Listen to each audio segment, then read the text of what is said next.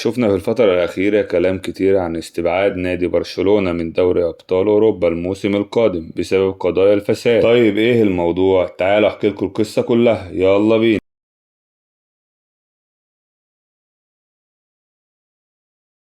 أعلن الاتحاد الأوروبي لكرة القدم استبعاد نادي برشلونة من دوري أبطال أوروبا الموسم القادم بسبب قضية نيجيريا شغلت الرأي العام الأسباني على مدار الثلاث أشهر الماضية، وأن ليفا لديه ملف مفتوح يخص نادي برشلونة بسبب قضايا الرشاوي اللي قدمها النادي لرئيس الاتحاد الأسباني لشراء بعض المباريات المحلية من كام سنة. وبرغم من هذا الملف الشائك، ولكن نادي برشلونة واثق تماما بأنه لن يتعاقب. وفي الأيام القادمة سيعلن الاتحاد الأوروبي عن الفرق المشاركة في دوري أبطال أوروبا الموسم القادم. صرحت صحيفة ماركا الأسبانية بأن رئيس نادي برشلونة جوان لابورتا بأن علاقته بالاتحادين الأسباني والأوروبي غير مثالية، وإن كان بينهم مشاكل لعدة أشهر وحاول تحسين العلاقة بينهم، ولكن توتر علاقة برشلونة مع الاتحاد الأوروبي قد يتم حلها بانسحاب نادي برشلونة من دوري السوبر الأوروبي اللي بيدعمه رئيس نادي ريال مدريد فلورنتينو بيريز. ولا يمكن للاتحاد الأوروبي لكرة القدم أن يعاقب أي نادي بدون أن يكون هناك حكم صادر عن المحاكم العادية، وكان هذا تهديدا قويا لبرشلونة. وسعى لابورتا من التقرب من رئيس اليويفا ألكسندر تشيفرلين لتأكيد على براءة النادي من هذه القضايا، وتذكيره بأن العقوبة ستؤثر اقتصاديا على النادي وتخلي برشلونة بشكل مبدئي عن مواصلة المشاركة في مشروع تأسيس دوري السوبر الأوروبي بسبب تراجع العلاقة بينه وبين ريال مدريد. وإذا ما تجنب اليويفا معاقبة برشلونة هيضمن 100% عدم عودته إلى التفكير في دوري السوبر الأوروبي. وكشفت التقارير العالمية خوف مسؤولين نادي برشلونة بشأن العقوبات المنتظرة على النادي. وقرر مكتب المدعي العام في أسبانيا بدفع الفلوس لخوا سيليو ماريا نائب رئيس لجنة الحكام السابق، واحتمال كبير نشوف نادي برشلونة خارج دوري أبطال أوروبا الموسم القادم اللي غايب عنه منذ 8 أعوام من عام 2015. آخر مرة فاز برشلونة باللقب،